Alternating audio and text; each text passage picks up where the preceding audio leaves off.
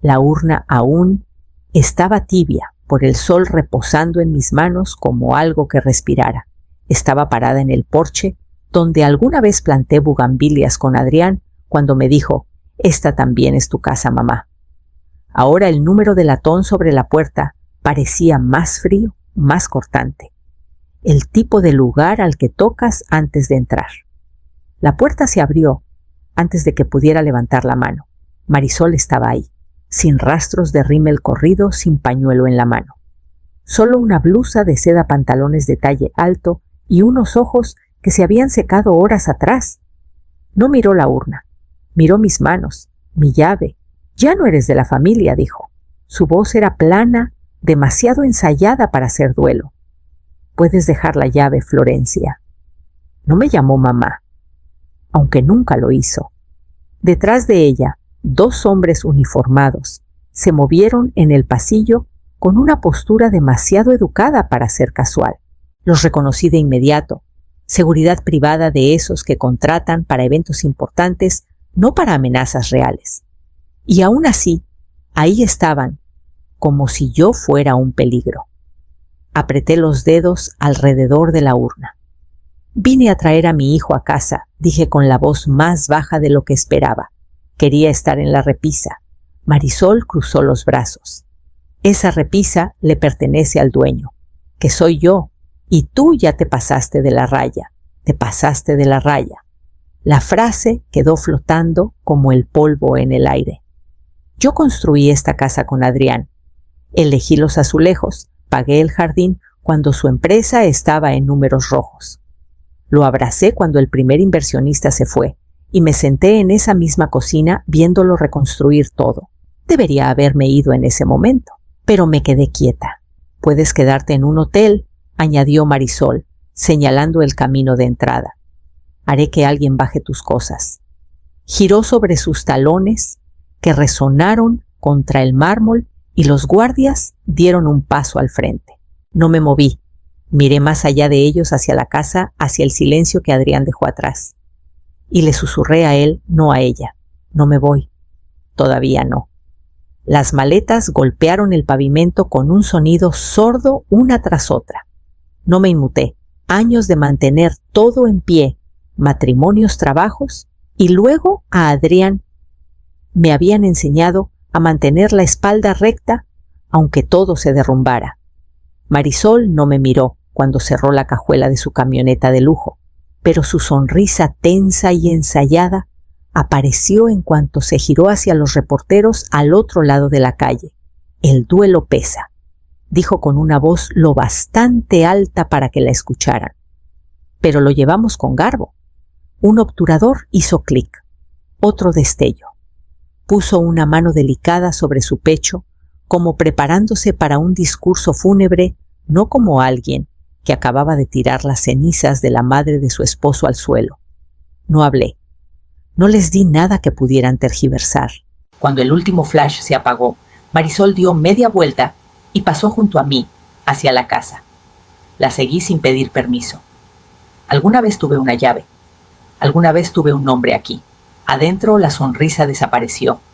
«Fuiste una invitada», dijo, cerrando la puerta tras nosotras. «Y el cuarto de invitados está cerrado». La miré fijo. No era un cuarto de invitados. Era la casa de mi hijo. «Exacto», dijo ella. Dio un paso más cerca, cruzando los brazos como si se envolviera en poder. «La lectura del testamento es en 3 días. Y para que quede claro, sé exactamente qué dice ese testamento». Alcé una ceja, pero no dije nada. «Yo le di a Adrián todo lo que tuvo», continuó, «mientras tú apareciste como un fantasma del pasado, pensando que podrías quedarte en nuestras vidas para siempre». No dije nada. Se inclinó hacia mí y por un instante pude ver los nervios bajo su arrogancia. 3 días y podré borrarte para siempre. Miré más allá de ella, hacia la foto que aún colgaba en el pasillo, Adrián y yo, en el lanzamiento de su primer producto. Su mano apretando la mía, su sonrisa sincera, su voz resonando en algún rincón de mi mente. No confíes en ella. Así que no lo hice. Esperé. 3 días eran suficientes. El estudio aún olía a el café, tinta algo cálido, que no encajaba con el mundo de perfumes caros y superficies frías de Marisol. No pedí permiso para entrar. Ella estaba demasiado ocupada, atendiendo llamadas de condolencia bajo cada una, un espectáculo de suspiros calculados y tristeza ensayada. Cerré la puerta y me quedé en silencio un momento. Su silla estaba recogida como siempre, las persianas a medio bajar, todo en orden, tranquilo, pero algo estaba mal. Fui directo al escritorio. El cajón de abajo siempre estuvo cerrado con llave. Ahí era donde Adrián guardaba lo que no quería que otros tocaran: notas, discos duros, bocetos antiguos. Una vez bromeé que ahí guardaba sus verdaderos pensamientos, no solo los públicos. Deslicé un abrecartas en la cerradura y la forcé. Vacío, demasiado vacío, ni una mota de polvo. Me recosté lentamente, el corazón firme pero hueco. Adrián me llamó 3 semanas antes de morir. Su voz era baja, cansada, pero enfocada. Dijo que por fin había hecho cambios en el testamento para proteger lo que importa, dijo. No pedí detalles. Ojalá lo hubiera hecho. Marisol tuvo poder notarial al final. Dijo que era para manejar los papeles del hospital, para aligerar la carga. ¿Había hecho más? ¿Había encontrado este cajón antes que yo? Me volví hacia la estantería y pasé los dedos por los lomos hasta llegar al diario, que sabía que usaba el de cuero con broche. No estaba. Un hueco limpio entre 2 biografías sin leer. Sutil, pero lo noté de inmediato. No estaba fuera de lugar. Estaba desaparecido. Un nudo se formó en mi estómago. Abrí el cajón superior del escritorio, rebusqué entre plumas y sobres hasta que encontré un pequeño post-it amarillo con los bordes curvados. Tenía un solo número, escrito 10 dígitos. Lo guardé en el bolsillo de mi abrigo y cerré el cajón. Alguien había estado aquí antes, pero tal vez no lo bastante rápido. Estaba sentada en mi coche, al borde de la hacienda, con el papel amarillo en el asiento del copiloto, como si pesara más de lo que debía. Miré el número otra vez y marqué antes de que pudiera arrepentirme. 3 timbres. Luego una voz. Sí, hola. ¿Busco a Javier Quintero? Una pausa. Luego, cauteloso. ¿Quién pregunta? Me llamo Florencia Morales. Soy la madre de Adrián. El silencio que siguió golpeó como una ola. Luego una respiración profunda. Florencia dijo: Dios, lo siento mucho. No sabía cómo contactarte. Ni siquiera sabía si... Se detuvo. Estuve en el funeral. Al fondo. Cerré los ojos un segundo, dejando que la voz de alguien que realmente conoció a mi hijo calmara el dolor. Encontré tu número en su escritorio, dije. Creo que lo dejó para mí. Eso tiene sentido. Otra pausa. No confiaba en mucha gente al final, pero confiaba en ti. Y en mí. Esperé, me dijo, continuó Javier, con la voz más baja que Marisol estaba viendo a alguien más. Un inversionista de Cancún. Se encontraban en hoteles mientras él estaba en tratamiento. Mi estómago se apretó. Dijo que ella lo presionaba para que le cediera a la empresa las cuentas. Todo. ¿Lo hizo?, pregunté. No, dijo Javier con firmeza. Tenía miedo, pero no era estúpido. Me dijo que estaba trabajando con un abogado, creo que se llamaba Benjamín Rosales, de Puerto Vallarta. Dijo que estaba añadiendo algo al testamento. Apreté el teléfono con más fuerza. Me dijo: Javier, si algo me pasa antes de que termine esto, dile a mi mamá que no confíe en Marisol. Ella ya está reescribiendo el final. No hablé. ¿Sigues ahí?, preguntó Javier. Sí, dije. Voy a buscar a ese abogado. Bien, dijo. Porque Adrián no te dejó desprotegida. Solo no tuvo tiempo de decir cómo. Colgué, giré la llave en el encendido y manejé hacia la ciudad.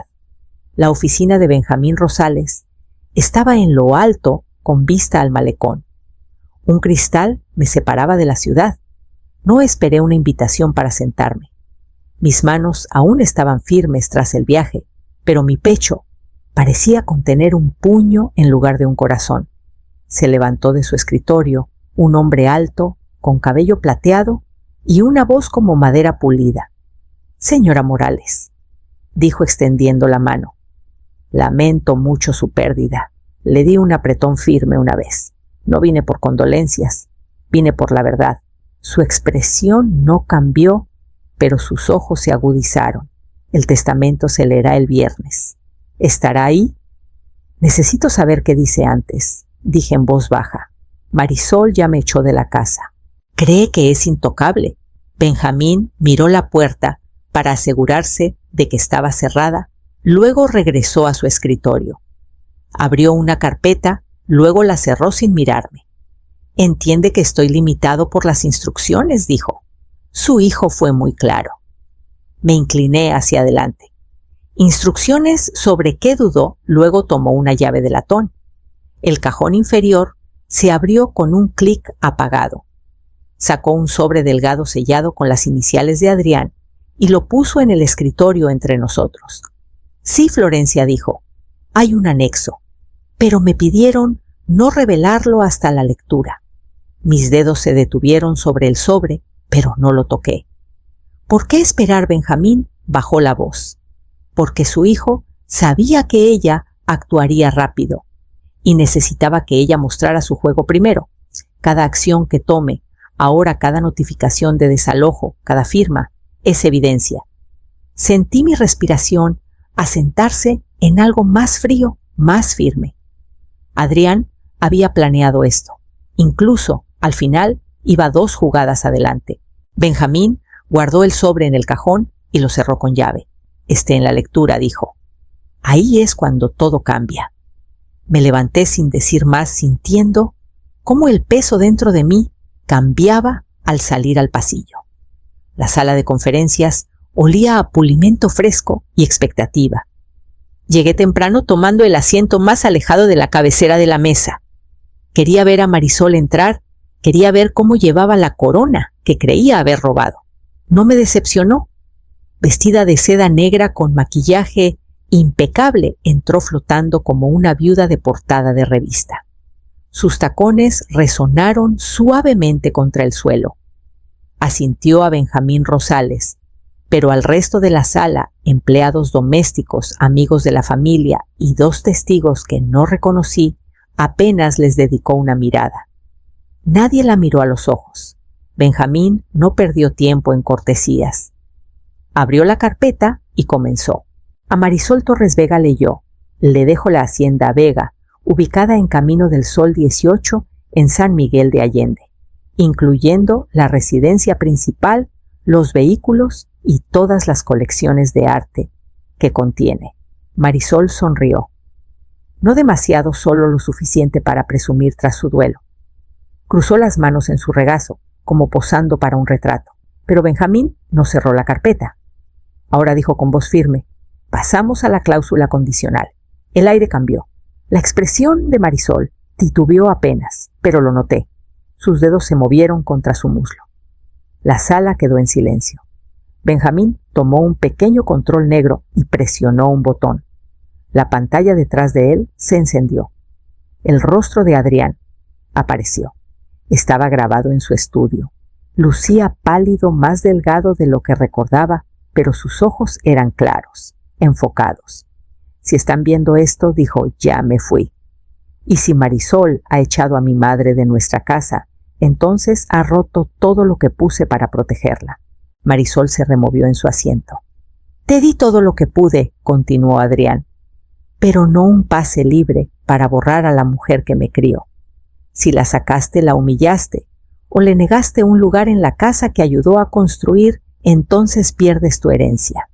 Esa fue mi condición». Benjamín asintió al hombre a su lado.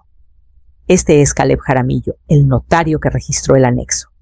Marisol se levantó de golpe, haciendo rechinar su silla. Pero ya era demasiado tarde. Adrián había hablado. Benjamín presionó reproducir de nuevo. El segundo video comenzó con la voz de Adrián tranquila pero firme. Estaba sentado en el mismo escritorio, aunque esta vez su postura parecía más fuerte. Sus ojos no solo cargaban cansancio, cargaban intención. Si Marisol enseña los dientes, dijo, déjenla, que lo intente, así sabremos. Hizo una pausa, miró a la cámara y continuó. A mi madre Florencia Morales le dejo el 60% de Vega Quintero Ventures, incluyendo todas las acciones con derecho a voto, derechos intelectuales y supervisión ejecutiva. Un murmullo recorrió la sala. No me moví. Adrián siguió. También le dejo la Fundación Vega a su nombre. Ella sabe cómo usarla. Siempre hizo más que solo amarme. Me enseñó a mantenerme en pie. Y si alguien cuestiona esta grabación, revisen los documentos firmados el 3 de marzo. El notario está presente. La cláusula es clara. Cruzó las manos sobre el escritorio. Si Marisol viola la condición, si saca a mi madre pierde todo. Nada de hacienda, nada de autos, nada de dinero, ni un peso, ni una piedra. La pantalla se apagó. Marisol explotó. Esto es manipulación, gritó. Estaba muriendo. Ella lo manipuló. Lo puso en mi contra. Señaló con un dedo tembloroso hacia mí con los ojos desorbitados y la voz subiendo. Diles que tú lo obligaste a hacer esto. No dije nada. Benjamín miró a los testigos. Por favor, confirmen las firmas de los documentos del 3 de marzo. El notario se levantó tranquilo y preciso. Confirmado. Firmado, sellado y registrado en mi presencia. El señor Vega estaba en pleno uso de sus facultades. Luego, Caleb, el otro testigo, añadió, yo mismo entregué el sobre sellado a esta oficina. Las manos de Marisol se cerraron en puños. Esto es un montaje. Ella no merece nada de esto.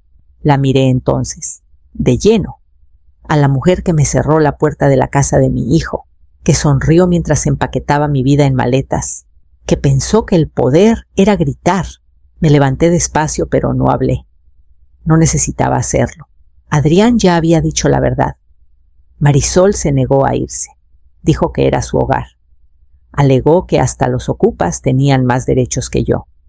Dijo que las grabaciones de Adrián eran chantaje emocional, no ley. No discutí. Salí de la sala y entré a la oficina de Benjamín la mañana siguiente. Asintió antes de que hablara. Ya presenté la revocación, 72 horas. Esa fue la orden del juez. Marisol tenía 3 días para desalojar la hacienda con seguridad si era necesario. Estaba firmado, sellado y entregado. Cuando los documentos llegaron a la casa, no los leyó, gritó. Estaba al pie de la escalera mientras ella arrancaba fotos de las paredes del pasillo, el vidrio rompiéndose contra los azulejos. ¿Crees que ganaste?, gruñó. Él me amaba. Se casó conmigo. Tú solo eras ruido de fondo. No me inmuté. Había sido ruido de fondo durante años. La callada, la educada, la que lo crió, lo alimentó, lo enseñó, pero nunca exigió el reflector. Entró al salón lanzando cojines de diseño al suelo, como si eso significara algo. Cada insulto, cada palabra amarga rebotaba en mí como el viento contra una roca. Para la noche estaba arriba empacando con la ayuda de una empleada que mantenía la cabeza baja y los labios apretados. No la seguí, no rondé, en cambio caminé hacia el jardín. El sendero que Adrián me ayudó a construir aún estaba ahí, lajas y grava bordeado de jacarandas. Mis dedos rozaron una flor marchita. Las lágrimas vinieron, pero eran distintas esta vez. No de duelo, no de derrota, de la claridad dolorosa de que la justicia cuando llega no ruge, solo restaura. Él me había protegido. Incluso desde la tumba había trazado una línea y la desafió a cruzarla. Y ahora ella estaba metiendo sus tacones en cajas sin saber que esta casa respiraría diferente cuando se fuera. Me senté en la banca de piedra, bajo el arco, la misma donde Adrián me dio una tarjeta del Día de las Madres y vi la luz colarse entre las ramas. Encontré el sobre, a la mañana siguiente, escondido bajo un libro en la esquina del escritorio de Adrián. El libro era uno que amaba de niño, El jardín secreto. Abrí la portada y lo sentí antes de verlo algo plano cargado de intención. El sobre era de papel grueso sellado con cera. Dentro una hoja de papel rayado, con su letra inclinada, ordenada un poco apresurada al final. Mamá, si estás leyendo esto, lo lograste. Perdón por cómo tuvo que pasar. Sabía que Marisol actuaría rápido y sabía que no podría detenerla a tiempo. Pero pude preparar el terreno. El jardín es tuyo ahora. Todo. Me enseñaste que el amor no necesita gritar para ser fuerte y me mostraste que algunas raíces crecen más fuertes después de la tormenta. Ve al invernadero. Ahí dejé lo que más importa. Te amo, Adrián. Mis piernas me llevaron antes de que pudiera pensar. Pasé la cocina, las puertas francesas, el sendero de piedra. El sol de la mañana atravesó la neblina, iluminando los cristales del invernadero con un brillo dorado. La cerradura cedió fácilmente. Adentro, el aroma a jazmín me golpeó primero dulce y agudo, como el pasado floreciendo de golpe. En la mesa junto a las bandejas de siembra había un sobre simple marcado transferencia de propiedad, Hacienda Jardín. Mi nombre estaba escrito completo.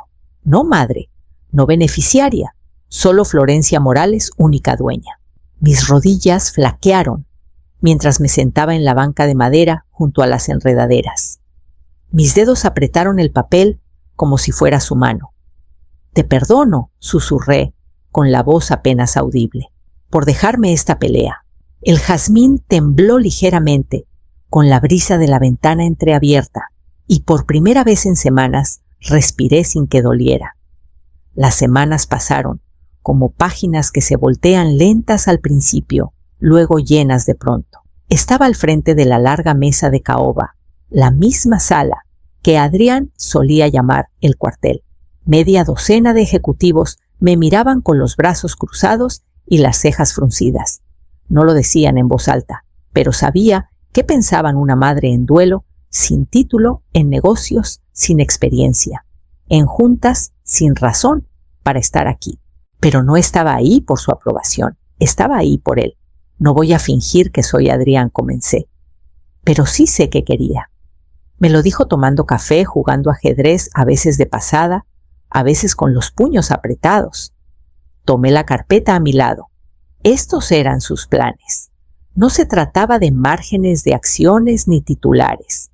Hablaban de bonos de equidad para el personal de largo plazo, una beca permanente para estudiantes de comunidades marginadas y clínicas totalmente financiadas en cada ciudad donde opera Vega Quintero, empezando por la ciudad donde creció su padre. La sala quedó en silencio. Alguien carraspeó. Otro se inclinó hacia adelante. Para el final de la hora, estaban tomando notas.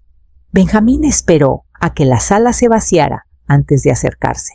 Me entregó una carpeta delgada sencilla con un sello dorado. La liberación final de activos, dijo. Total líquido, 1.800 millones de pesos. Todo bajo tu autoridad. Asentí, pero no la abrí de inmediato. Ya sabía que quería. Nada de joyas, nada de fiestas, nada de fotos en la playa. En cambio, firmé los documentos para crear el Fideicomiso Adrián Vega. Mitad para educación, mitad para salud comunitaria, cada peso con rendición de cuentas.